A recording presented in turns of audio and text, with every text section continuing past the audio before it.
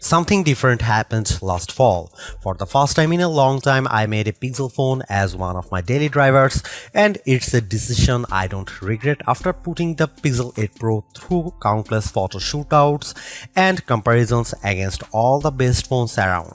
Now that its successor is finally here, I have high expectations for the Pixel 9 Pro XL.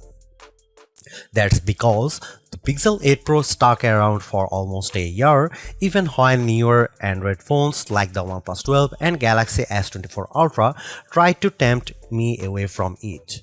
Google's rearranging its Pixel lineup because instead of just one flagship model, we are getting two Pro models instead. Technically speaking, the Pixel 9 Pro XL is the direct successor to the Pixel 8 Pro because of their similar sized screens, whereas the Pixel 9 Pro has a much smaller display. I break down all the details about them in my Pixel 9 and Pixel 9 Pro versus Pixel 9 Pro XL comparison. Given the opportunity of the iPhone 15 Pro Max and Galaxy S24 Ultra, Google's arming the Pixel 9 Pro XL with bigger upgrades like newer cameras, more helpful AI features, and a stronger, more durable design. In my Pixel 9 Pro XL review, I will see if it's a worthy update that could convince people to choose it over rival phones. Frankly, I'm annoyed that we are getting back-to-back price hikes because the Pixel 8 Pro launched at $100 more than its predecessor last year with its $999 starting cost. And now with the Pixel 9 Pro XL, it's up by yet another $100 to a starting price of $1,099 in the US. This effectively ends one of the best parts about getting a Pixel phone, their discounted prices. Pixel 9 Pro XL pre-orders are available right now with steep discounts on the flagship phone when you do a trade-in, although it will be available online and select retailers starting on September 4. There's a total of 4 colors at launch: Obsidian, Porcelain, Hazel, and Rose Quartz. I do miss the Bay option for my Pixel 8 Pro, but I do like the Rose Quartz color of my Pixel 9 Pro XL review unit because of its lighter tone. I'm really annoyed that the base starting storage is still 128GB. First and foremost, I love the redesigned camera hump on the back of the phone because it's much more pronounced than ever before. The elongated pill-shaped protrusion in a departure from the edge-to-edge camera bar in past Pixels, but it's exactly what it needs to set it apart from other phone designs. Apart from the camera arrangement, the design of the Pixel 9 Pro XL makes it look eerily similar to the iPhone 14 Pro Max due to the polished metal rims that are now flat as opposed to contoured. I know others may like this change, but it doesn't feel as comfortable to hold as the rounded edges of the Pixel 8 Pro, so it's something I'm just going to need to get used to. Despite this, at least it's still sporting the same matte gloss surfaces as before to give them that always clean, smooth look. Google claims that the design is twice as durable as the Pixel 8 Pro with its IP68 construction, especially with Corning Gorilla Glass Victus 2 protecting its screen. During its Made by Google event, the company made an outrageous claim that Pixel 9 Pro XL 6.8-inch Super Actua display reaches a peak brightness of 3000 nits. I didn't think it was ever going to get close to that in our testing, but I was mistaken. Hands down, the Pixel 9 Pro XL has the brightest screen we have ever tested, reaching a blinding peak of 2469 nits, a substantial improvement over the 1526 nits of the Pixel 8 Pro.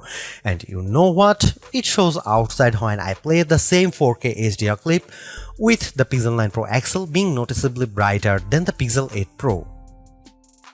But it doesn't end there either, because this OLED panel looks marvelous with its rich color tones and wide viewing angles that barely show any distortion when I look at it from an angle. This record-breaking mark is hard to believe, more so when rival phones like Galaxy S24 Ultra tops out at 1326 nits. I'm starting to believe that phone makers are leaning on software more so than the hardware to propel their cameras, and the Pixel 9 Pro XL is proof of this. That's because its triple camera system consists of a 50 megapixel main camera, 48 megapixel ultra wide, and 48 megapixel telephoto with 5x optical zoom. Technically speaking, the main and telephoto cameras are identical to Pixel 8 Pro. However, the ultra wide benefits from a wider f1.7 aperture, which makes it more suitable for low light. While the rear cameras are similar for the most part, it's the selfie camera that gets the biggest upgrade. A pixel crunching 42 megapixel autofocusing front camera with a wider 103-degree field of view. I won't spill the beans on how it performs just yet, but it's undoubtedly a big upgrade if you intend on using it a lot. Meanwhile, the camera interface is just as intuitive and robust as ever before. Since it's a Pro model, shutterbugs like myself appreciate the Pro controls that let me dial in a few of the camera settings manually. The only new changes include the Add Me feature, which leans on AR guidance to let the photographer be included in the shot along with how panoramic photos are taken. Here are some camera samples of Google Pixel 9 Pro XL.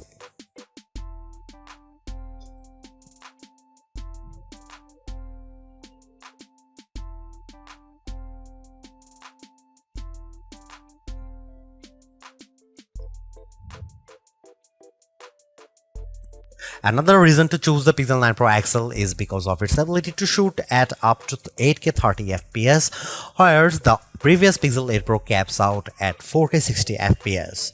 On one hand, I like the extra utility of 8K recording because it gives me more playing zoom to edit videos by cropping them or adding digital pans or zooms in my video editing software, but you will need a high performance machine to handle them. While there are plenty of shooting modes and settings to adjust with video, like choosing between 24, 30 or 60 FPS, it still lacks full manual controls to get me the look I really want to go after. Here are some video samples of Pixel 9 Pro XL.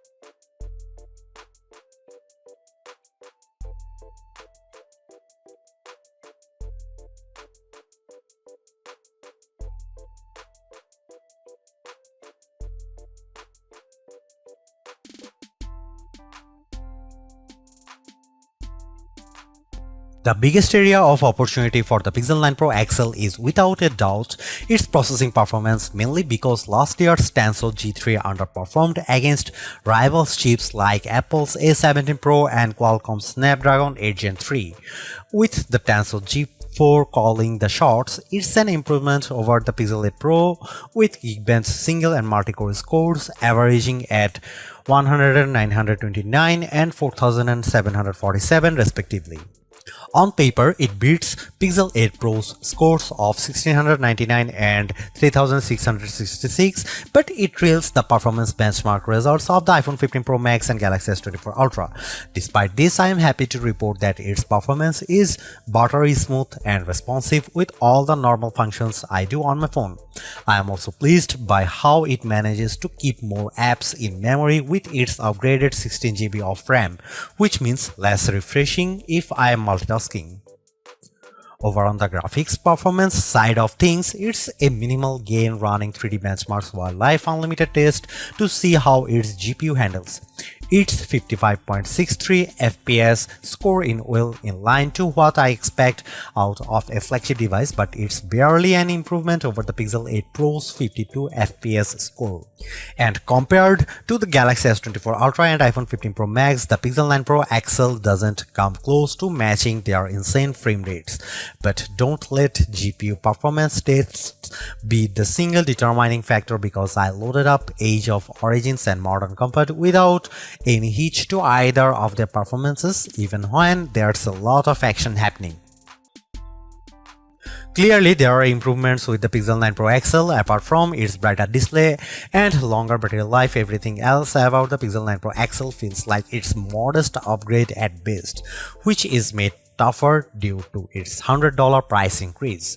While the new AI features are helpful, I was hoping for bigger improvements around its camera and processing performance. Given that the Pixel 9 Pro has the same exact camera arrangement as this, there isn't much justification on picking the Pixel 9 Pro XL for photography. And compared to its direct rivals, the Galaxy S24 Ultra and iPhone 15 Pro Max, they definitely cost more but have better performance overall.